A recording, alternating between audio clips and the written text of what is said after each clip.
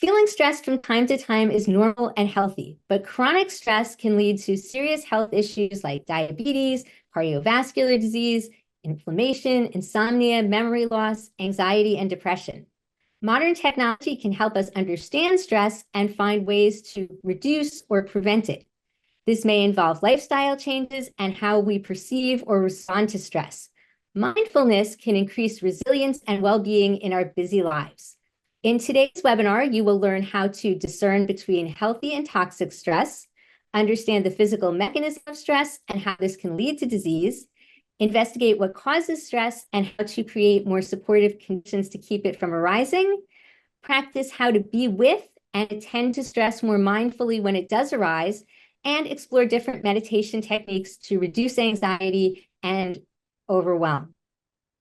Our expert presenter today is Aiko Michot. Aiko is certified by Mindful Schools and trained by Spirit Rock Meditation Center, where she is now a visiting teacher.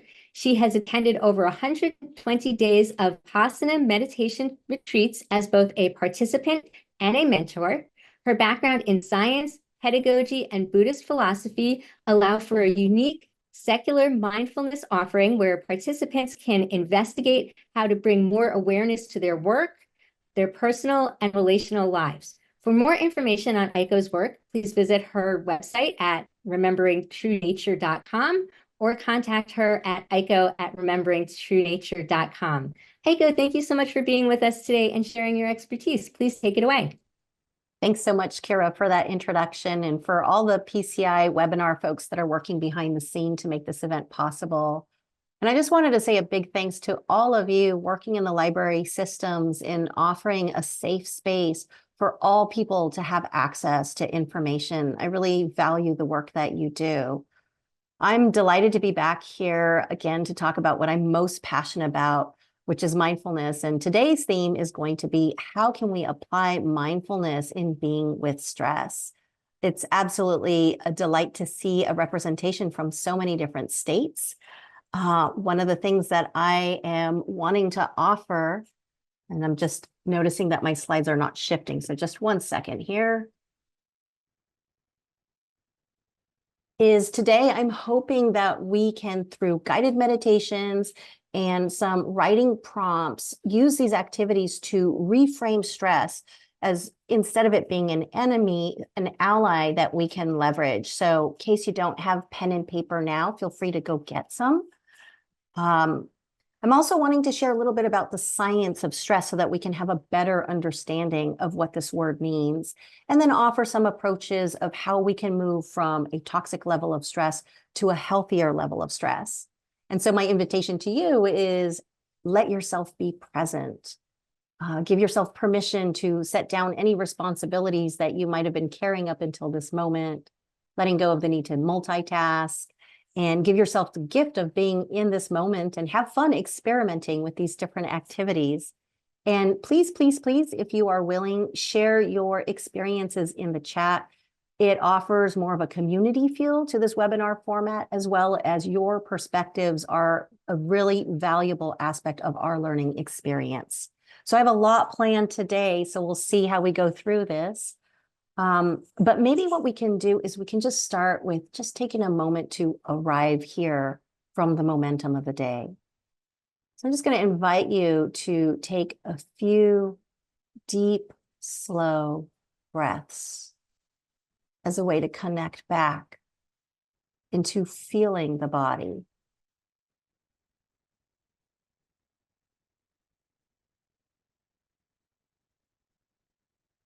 And if you were to take a temperature check of how you're feeling in this moment on a scale of 0 to 5, how would you rate your stress levels? 0 being, I have none, to 5 being, I'm feeling pretty overwhelmed in this moment. I see we have a lot of 4s coming in. Wow, we've got an 8 in there and a 10. Okay.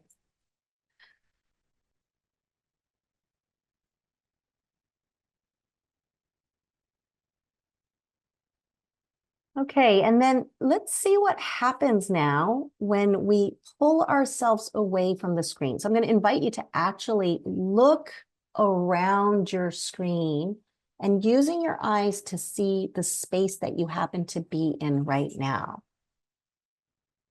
Taking in the color, the texture, shape of objects that make up this room.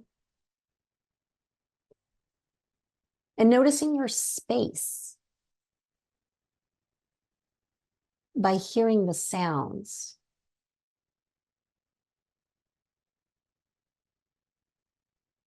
And including yourself in that awareness. Feeling the feet touching the ground. The weight of the body sitting.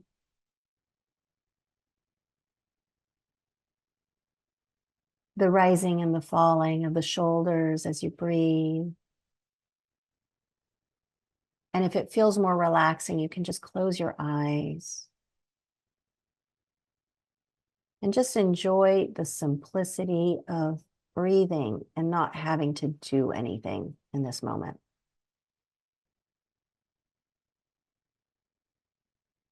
Giving yourself permission to relax.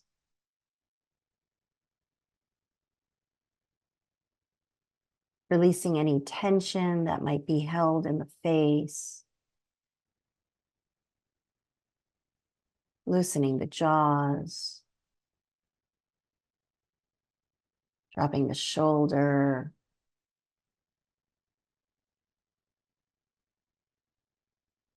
Allowing the belly to be soft. Letting gravity anchor you down into this chair, into this moment. No need to control the experience or have it go in any particular way. We're just allowing ourselves to be just as we are. So if there's a lot of thinking going on in the background, that's not a problem. We're just going to widen the attention to notice the other aspects, such as sensing, feeling,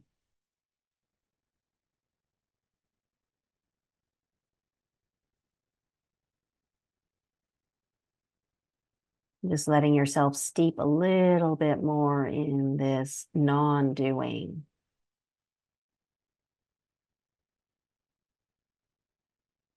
In this precious space of being with yourself.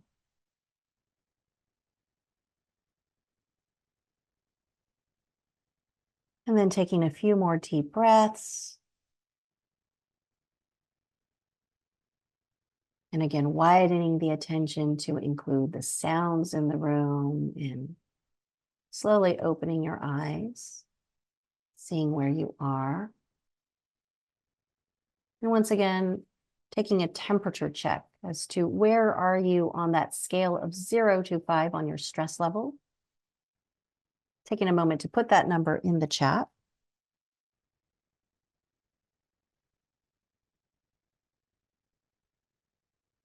And I just want to normalize that we're not trying to manage our experience in meditation. We're not trying to go for calm. There's a big myth that meditation is about becoming more calm.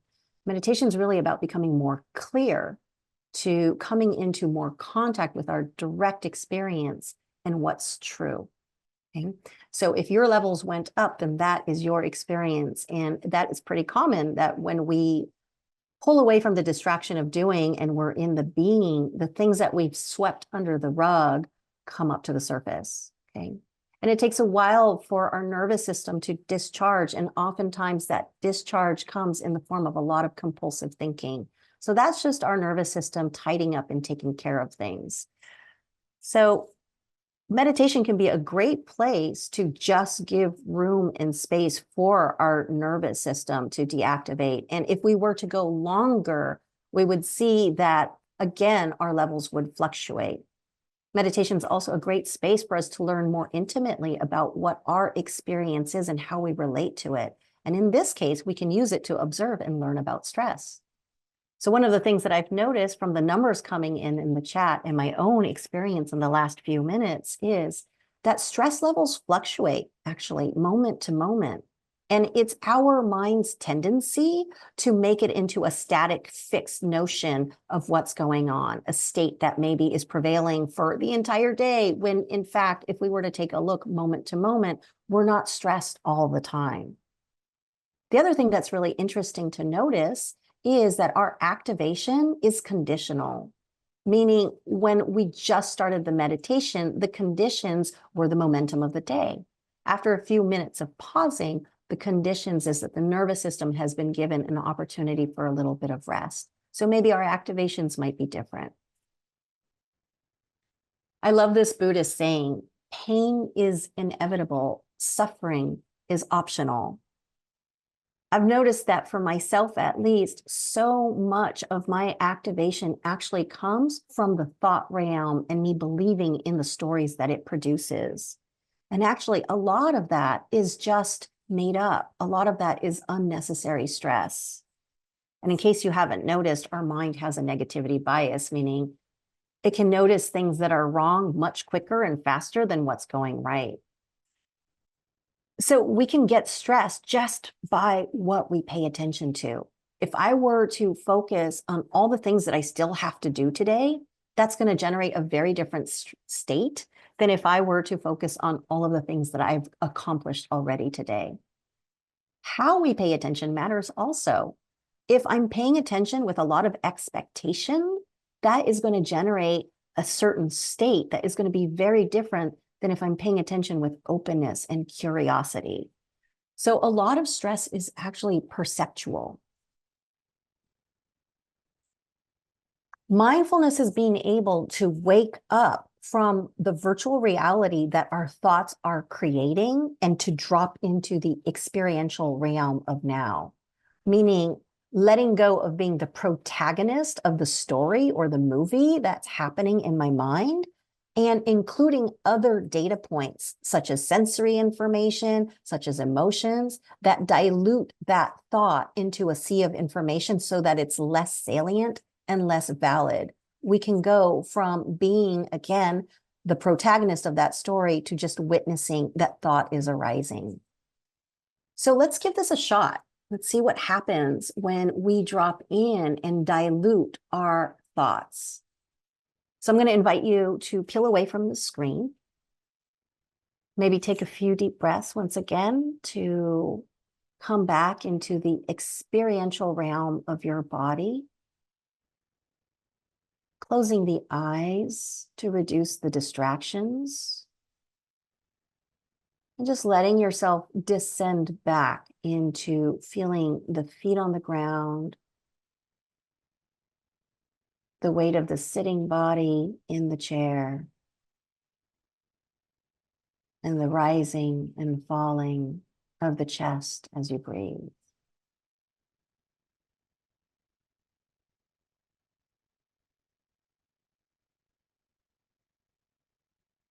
And a lot of you have replied that you are feeling stressed. And I know there's a lot of things to feel stressed about. What I'd like you to do is pick out what's the most salient to you.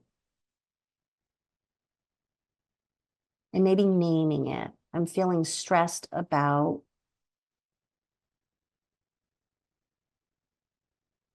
And letting yourself think about this.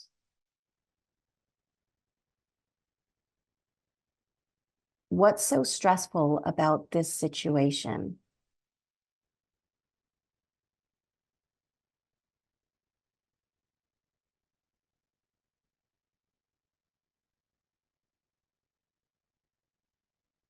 What makes it challenging?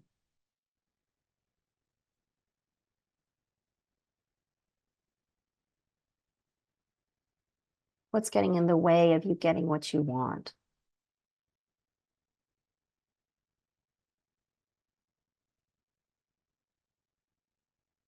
And now widening the attention to notice how that feels in the body. Where are you feeling stress?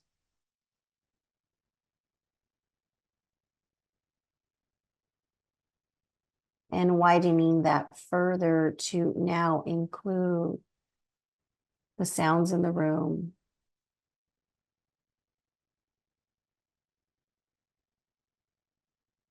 And finally, opening the eyes to see where you are so that you come back to your direct experience of right now, where nothing stressful is happening.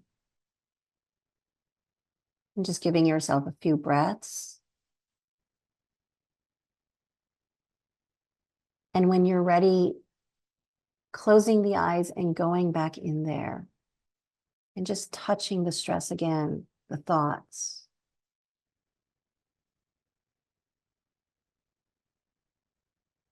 Letting yourself be with the stress instead of trying to fix it or manage it. Just be with the felt sense of stress.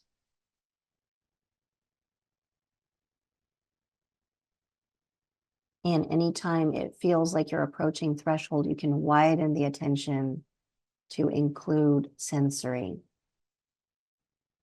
sensations,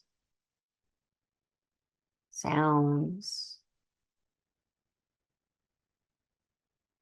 smells,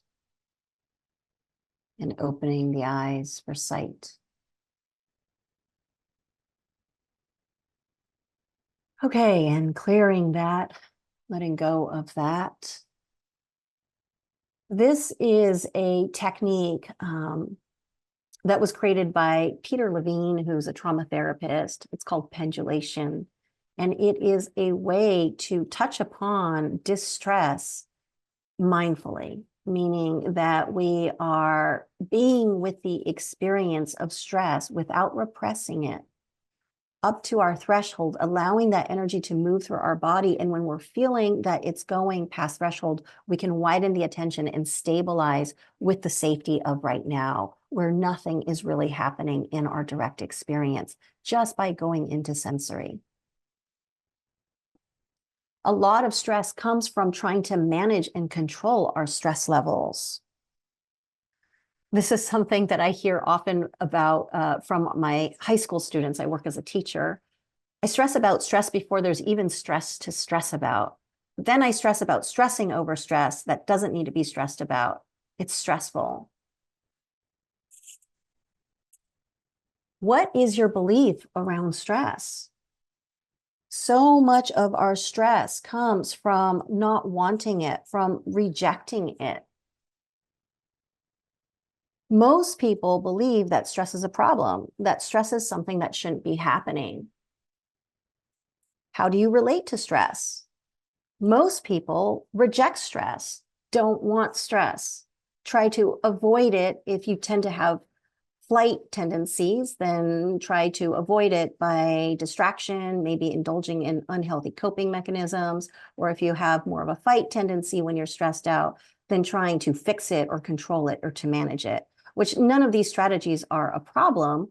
But the real inquiry here is, how effective are these strategies in contending with stress in the long term? Are they uprooting the root cause? I'm going to pause just a moment here because I'm noticing that my slides are not advancing. There we go. So what I'm trying to propose here in this workshop is, what if we were to change our view or perspective about stress? What if we were to, instead of seeing it as a problem, we were to see it as valuable information? Kind of like how we see the warning signals on our dashboard. Meaning, I don't really want to see those signals, but at the same time, I kind of really want to be able to see those signals.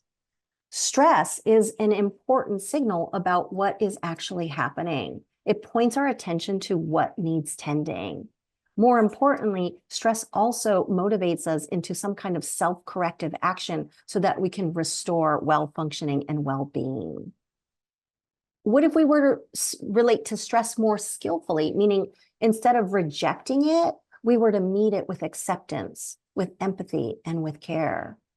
Stress is incredibly uncomfortable. There's a feeling of surge of energy in the body, of restlessness, oftentimes a lot of uncomfortable emotions.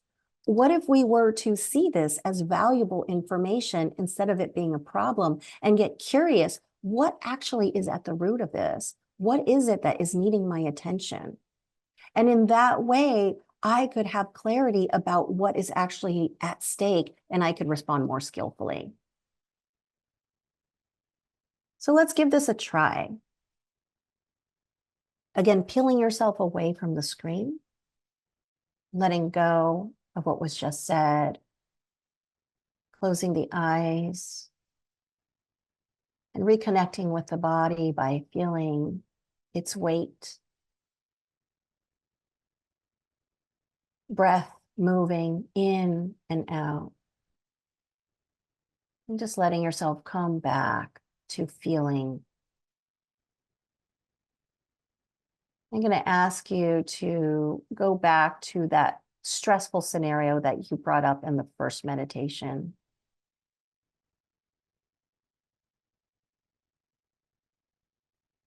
What is it that you are stressed about? Once again, naming it. And this time, instead of going into the content of the stress, just going into feeling it physically in the body. And just offering yourself compassion, a caring attention, an acknowledgement. This is hard.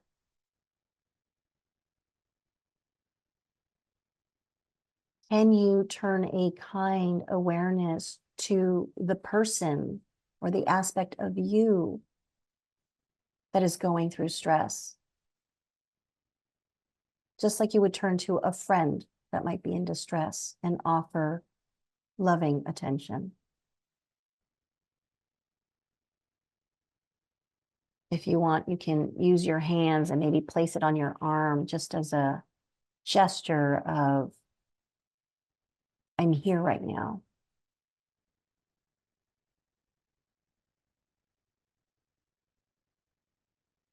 Offering yourself presence. We're together. Letting your organism know that your conscious awareness is online and is here for this body, available to receive its distress signal.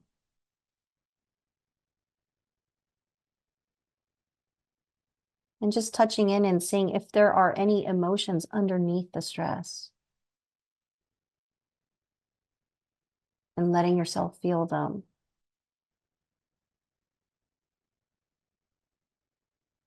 Is there frustration? Grief?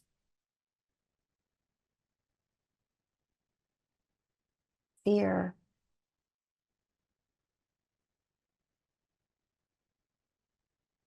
What's there? And can you let yourself feel that a little bit?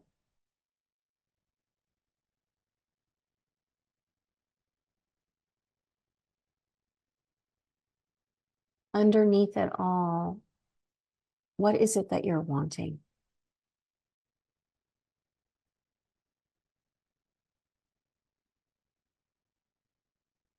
What is it that's needed? And again, just letting yourself feel any emotions that might arise.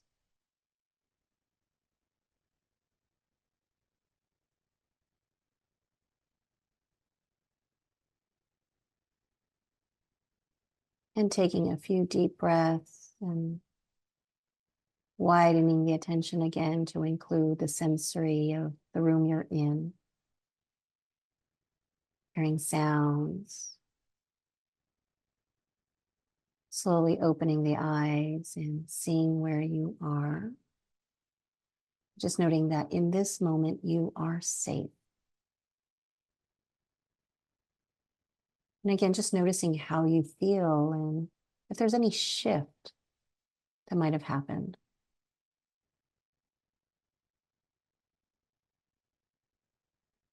This is really counterintuitive, but what is needed is for our organism to know that its distress signal can be received.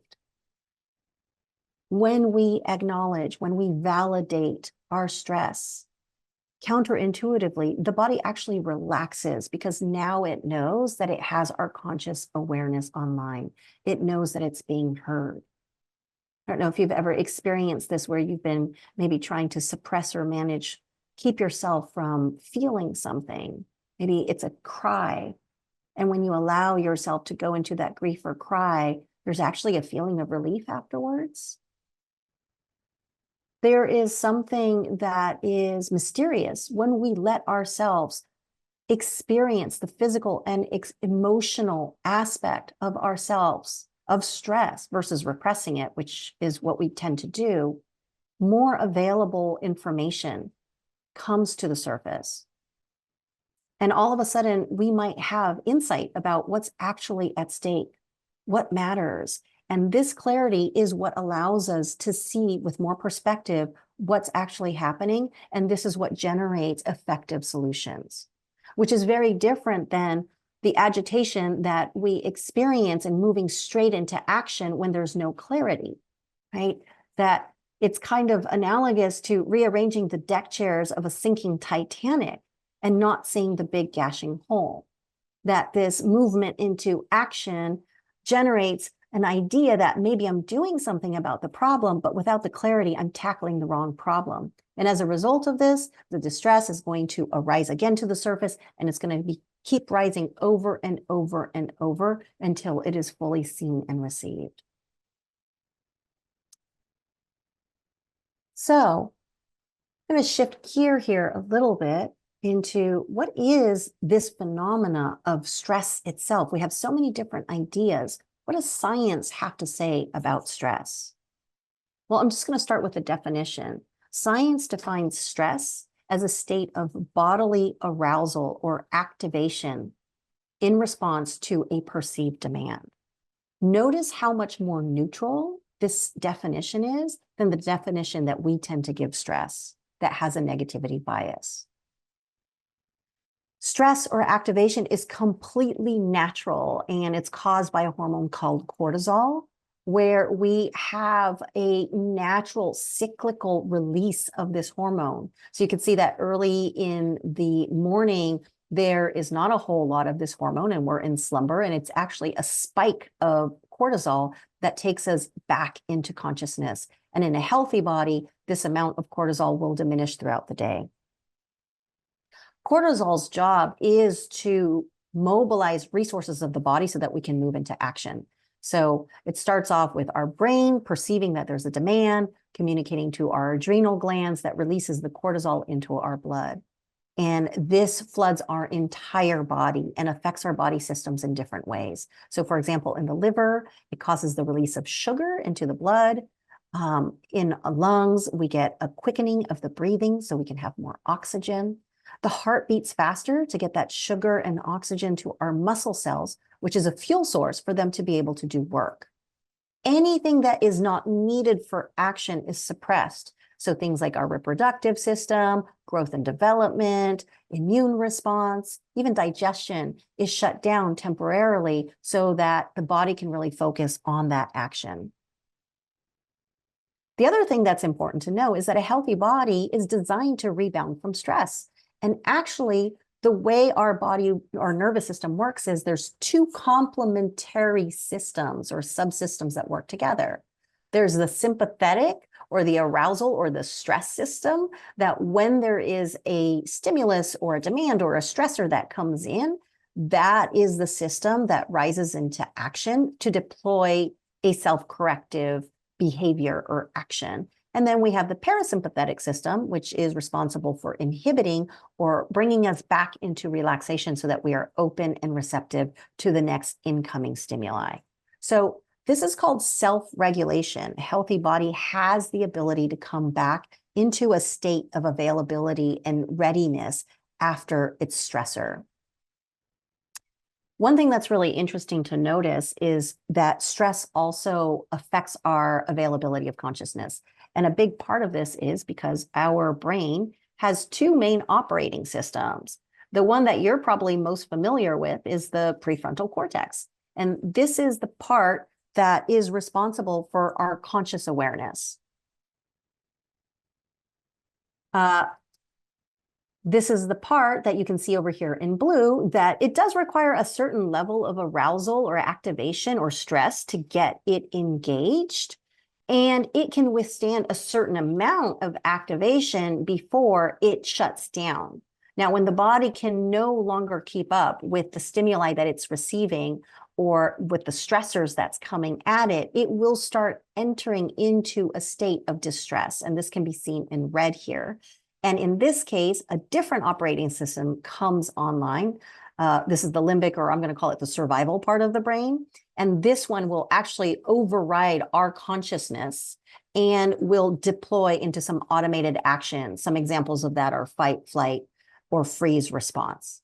So stress affects our availability of consciousness. Now, note that it's a bell-shaped curve where a certain amount of stress will actually lead us to our optimal, most accrued amount of awareness. But if we go past that range, we start losing awareness.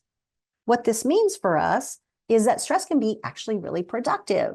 Having a certain amount of demand or pressure to a certain degree is what motivates us to become engaged, to motivate us into action. But if we go beyond that threshold, we are no longer effective. Maybe you experience this in yourself, that you work better under deadlines, or you've heard some of your friends talk about this. It's also interesting to note that there are different types of stress. In this case over here, both of these animals are experiencing different kinds of stress. The cheetah is experiencing what I would call a challenge level of stress. What this means is it does have demands that it needs to attend to. It does need to catch food to be able to meet its needs for nourishment. So it does have a certain amount of pressure going on, but that's very different than the pressure level that the gazelle is experiencing, which in this case, its life is at stake, right? It's experiencing a threat level. And so, of course, different operating systems are engaged in this moment. So the prefrontal cortex of this cheetah is very much activated.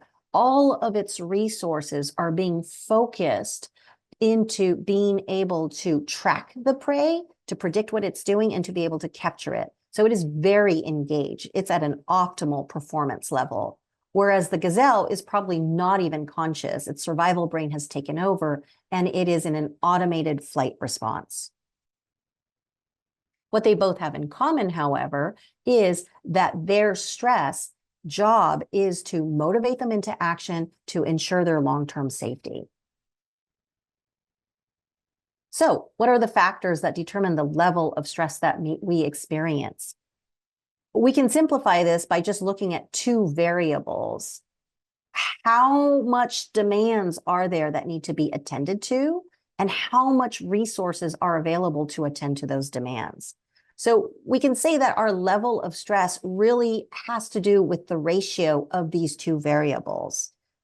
So for example, if there are a lot of resources available and not a whole lot of demands, then the overall state is going to be relatively relaxed. In fact, too much relaxation is not necessarily a good thing, even though we might think so. Too much relaxation keeps us being static or stagnant. There is no motivation to do anything or to change. Whereas if we start increasing the demands, we can move into a more optimal level of performance. But if we go too past where there's more demands than there are resources available to reach that, we might perceive that as a threat. And in this case, the body will, very much like the gazelle, move into an automated response. So the sweet spot for us to be is when we have enough resources to meet the demands. And this is what leads us to have an accrual of conscious awareness. This is what causes us to be fully engaged. And this is where the cheetah is at optimal performance. You might have heard the saying, this is an edge for me, right? So that we're right approaching threshold there. And this is a very rich place for learning, growth, and development. So stress can actually support our well-being our long-term well-being, and also our development. I find it really useful to be able to look at stress with these two variables because it allows me to be able to manage my stress levels. So if I'm looking at my amount of demands, I can reduce those, or if I'm feeling stressed, I can increase the amount of resources. So let me give you a couple of examples of how I play around with this. Let's say one of the stresses that I have is an upcoming deadline, right? So that's a demand. There's a pressure there, and I'm starting to feel stressed.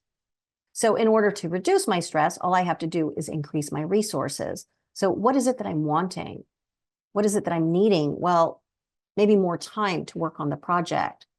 So being clear about this resource, I can now move into skillful action. So instead of procrastinating or avoiding or distracting myself from this project that I need to do, maybe I can move into skillful action. I can ask for an extension. If that doesn't work, I can reduce the demands. There are other things that are vying for my attention. Maybe I can let go of some of those things so I have more time to really focus in on my project. I had a client of mine that was really stressed about having aggressive patrons coming into the library and not knowing what to do about it. So in this situation, what is it that is needed? Safety. Okay. So with safety, what can we do about it? Well, maybe we can go to upper management and we can ask for some de-escalation training, or maybe it's in the budget that we can hire a security guard, but at least it gets us thinking of creative solutions. Whereas oftentimes when we are stressed or activated, again, if we have a fight tendency, we'll go into blame and judgment. And if we have a flight tendency, maybe avoidance, right? But either of those strategies might take care of the situation in the immediate, but in the long term, it keeps us in a position of being victim and of being stuck, right? And being able to look at stress with these two variables allows us to move into a place of empowerment. So we can actually mitigate our stress levels by either decreasing the demands or increasing resources. So I want to give us a chance to maybe try this out. If you have pen and paper, go ahead and get those out, and we can use the same scenario of the guided meditation where you had a scenario that was something that was stressing you out, or you can pick something else if you'd like. We'll just start by naming it. What is it that you're stressed about? Maybe just writing it just briefly, concisely. I'm stressed about fill in the blank.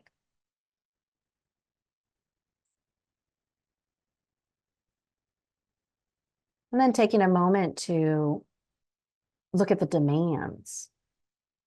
What is it about this circumstance that makes it tough? What's required of you?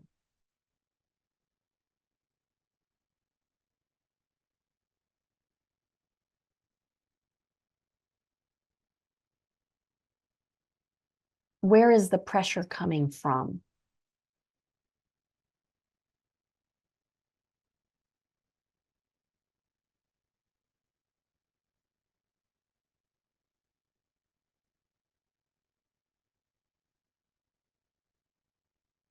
And just bullet pointing some ideas.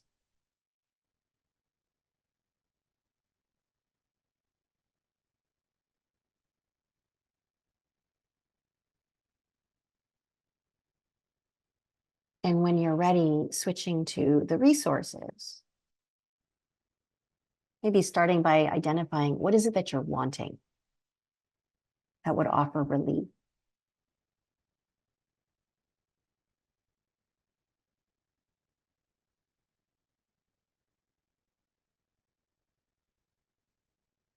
What would be supportive?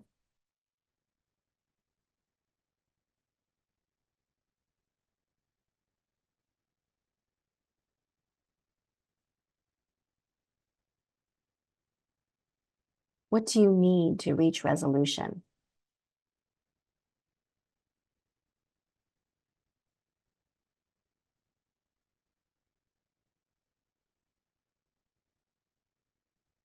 And you can let yourself really think outside of the box. So maybe what I'm needing is clarity, for example. Right? So a resource for me to have clarity is yoga. Or I'm feeling really isolated and alone in this. So a resource would be maybe a friend to listen.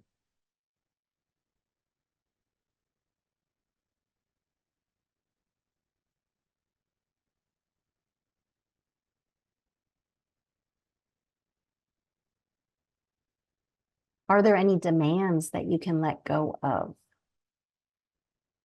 You can cross that off your list.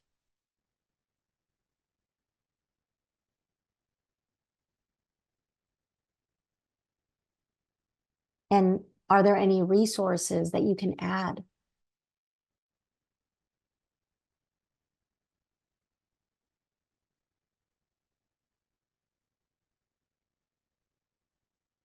So I know that this is not enough time to really go fully through the exercise, but I just wanted to give you a taste of potentially a tool that you can use to manage stress levels.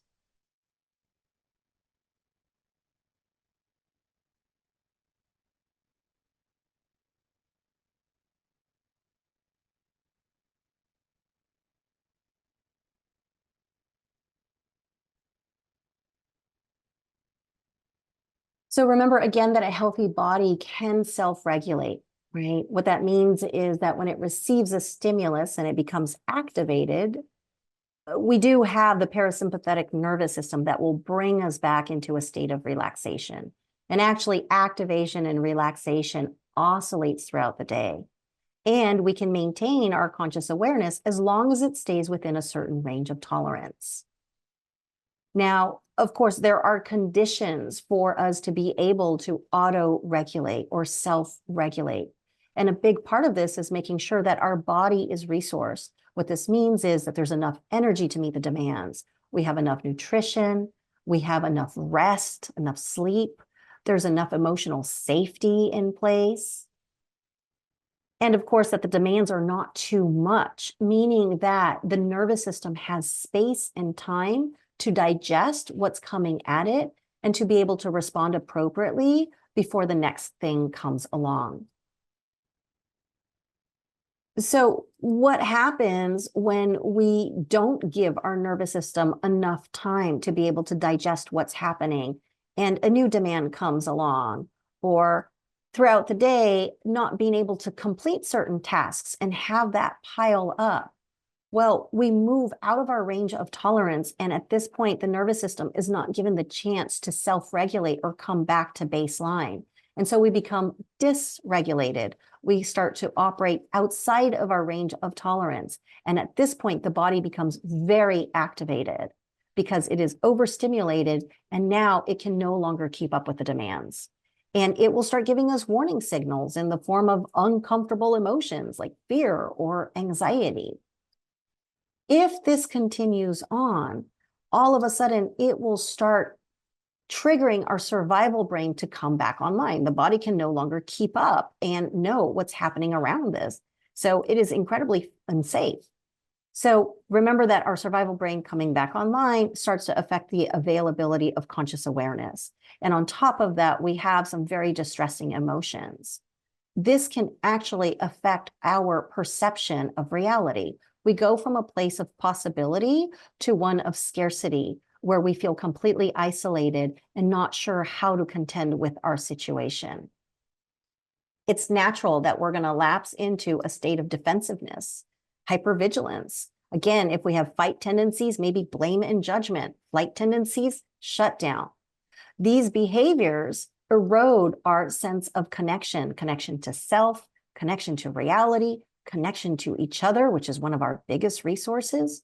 And also with a limited awareness, we make poor decisions, which further disconnects us and further dysregulates the nervous system, which re-triggers the brain. And all of a sudden we find ourselves stuck in a dysregulation loop.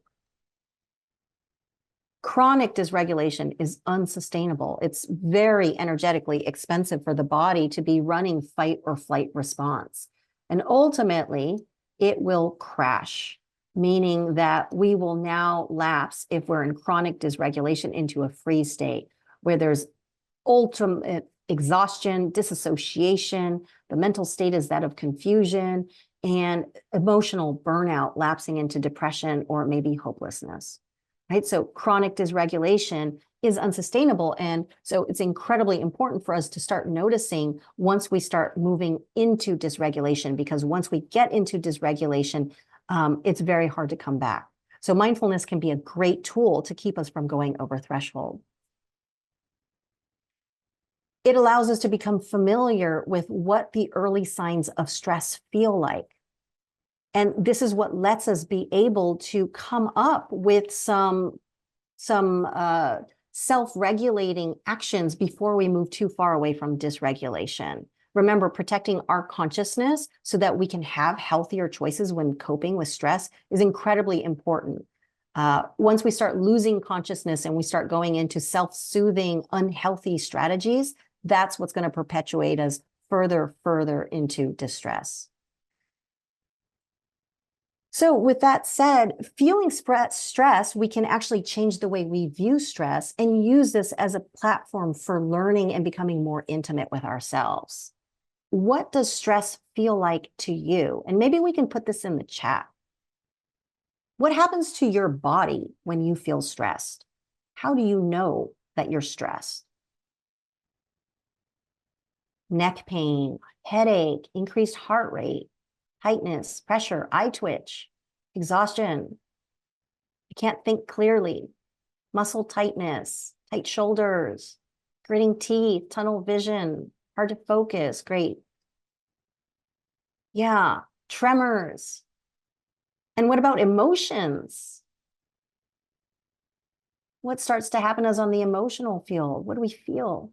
Sadness, frustration, purposelessness, aggressive, overwhelmed, anger, tears. Great. And what happens in the mind? Unable to focus, negative spiral, forgetting things easily, hard to think, distracted, shutting down, obsessive thinking, right? Definitely forgetting things, can't sleep, scattered brain, great.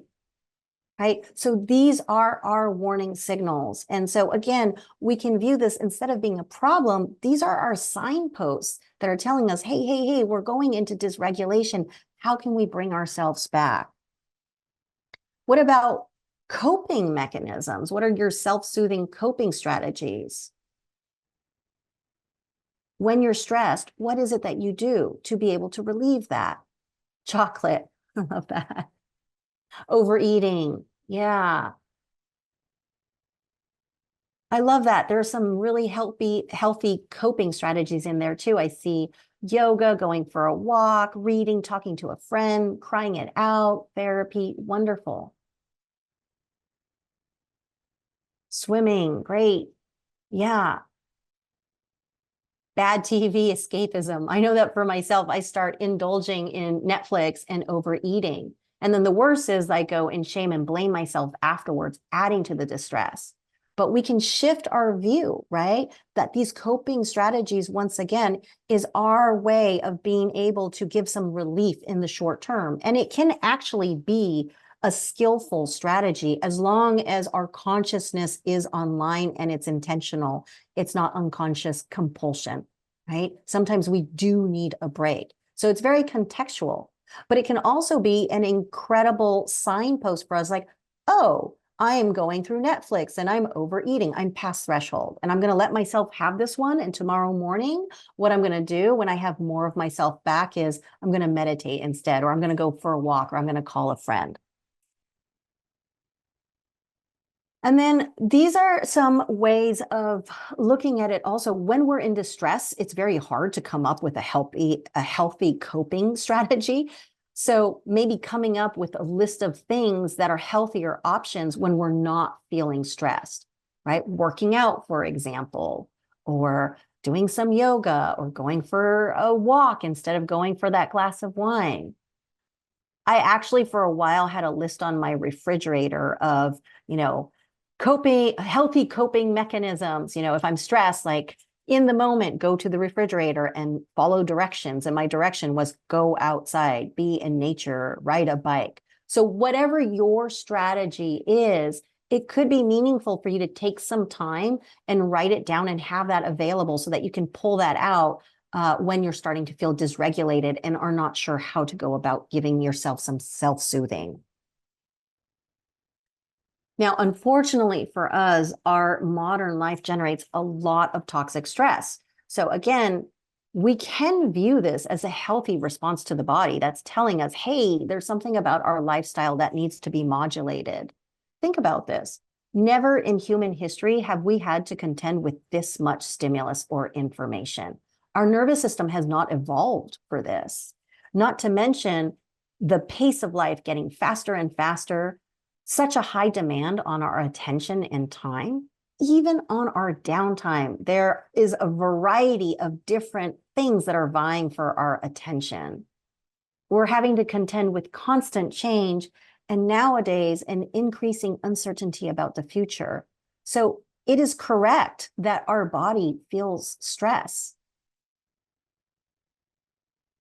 Unfortunately, however, those high levels of cortisol that normally should diminish throughout the day, for us, stay high in our bodies and leads to a lot of long-lasting diseases. Sorry, the chronic long-lasting stress leads to physical and emotional mental diseases. And we're starting to see this more and more in our population, right? High levels of sugar lead to diabetes.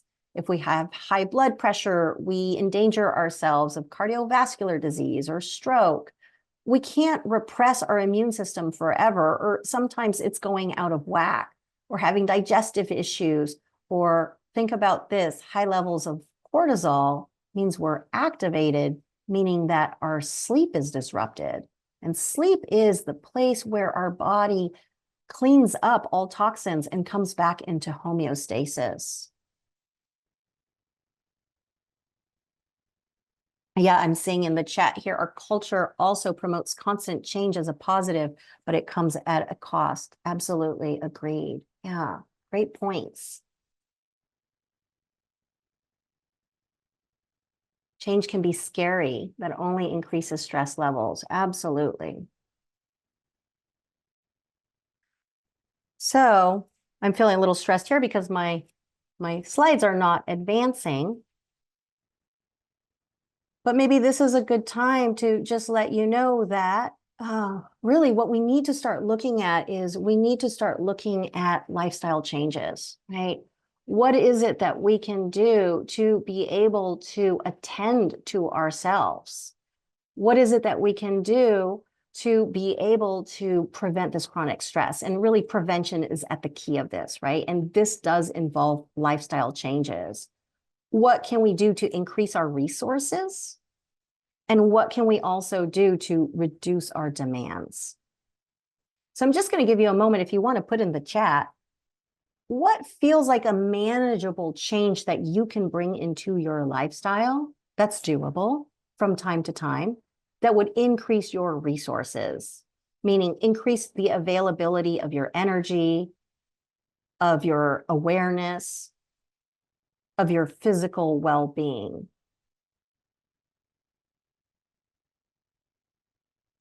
Right, I'm seeing go to bed earlier, reading a chapter before bed, build in quiet time, prioritizing sleep, walks after dinner,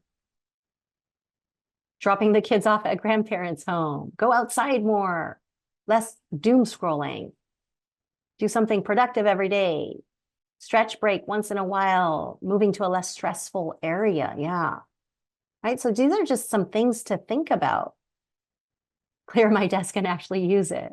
Priority tasks and stick with a schedule. Yeah. Fasting. Delegate. A lot of great ideas in the chat. So I'm just going to share a couple of mine. Mine is really making sure that my body is healthy, right? This is the best asset that I have is this organism. So ensuring that there's proper nutrition, enough sleep and exercise, and then really making sure that the nervous system has some downtime to process all the information.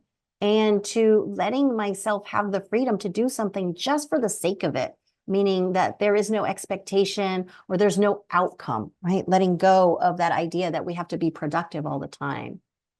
Choosing nourishing activities over unhealthy, self-soothing strategies. And, this is one that's kind of tough in our culture, right? Is asking for help. I mean, we are social creatures and we are designed to be able to support and seek help from each other. This is how we succeed as a species. So being able to collaborate on solutions, maybe divide and conquer, maybe even delegate. And how about for reducing demands? How can I reduce the demands from my body? And I see one actually right now in the chat, limiting online time.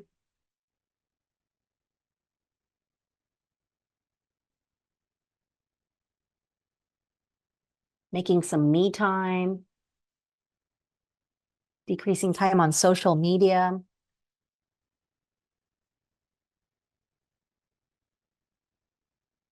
Learning to say no, great. Solid boundaries, getting more sleep. Leaving work at work. Yeah, I like the learning to say no also. Sharing jobs. I mean, so much of it can be really simple, actually, right? Doesn't have to be big life changes, like just not multitasking or reducing the amount of stimulus that I receive in any given moment, right? So instead of maybe driving back home and listening to a podcast, I drive back home and I'm in silence, giving time for my nervous system to reset. Simplifying, maybe instead of having 5 different email accounts, I just have one. So I'm limiting the amount of information that is reaching my body. This is a big one for me, taking on less responsibility. How many of you just say yes to everything or volunteer for things without even being asked? This is another big one for me, avoiding toxic environments or interactions. Because even after being exposed to that, some of that stays as a residue in me and occupies my mental space or affects me emotionally. Developing stronger boundaries. And I see the comment, are librarians inherently people pleasers? Yeah, it's an occupational hazard, right? So I'm just going to leave you with meditation has been really something that has been supportive for me to increase my resilience to stress, just stopping and making time for myself every day to feel what's happening in the body and giving my nervous system time to self-regulate and meeting myself with kindness, right? That my internal landscape is my sanctuary where I get to be my full self and to be accepted and to receive that empathy and care.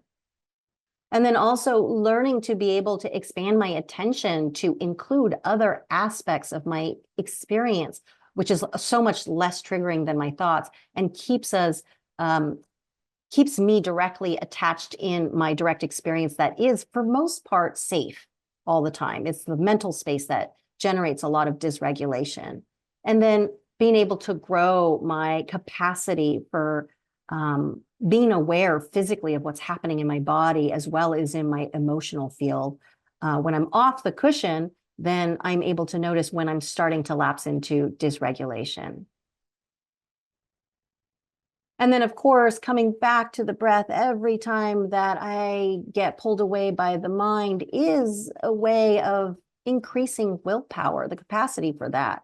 And I know for sure that for myself, I need more willpower when it comes from choosing unhealthy coping strategies to healthier ones. Okay, so I know that was a lot, and I'll just leave you my contact information here. For anyone that has any additional questions, you can take a screenshot of my contact info or go to my website. I have mindfulness workshops and classes that are open to the public, as well as offer PD and one-on-one coaching. I realize that we're at time, so thank you so much, everyone, for your attention. And I'm just going to open it up and stay a little bit longer. If folks have any questions, happy to answer that. And again, thank you so much, everyone, for being here. Thank you so much, Aiko. And if anyone has any questions, please do feel free to put them in the chat right now or to contact Aiko via email. We know your time is precious, so thank you for sharing an hour of your day with us. We'll see you next time.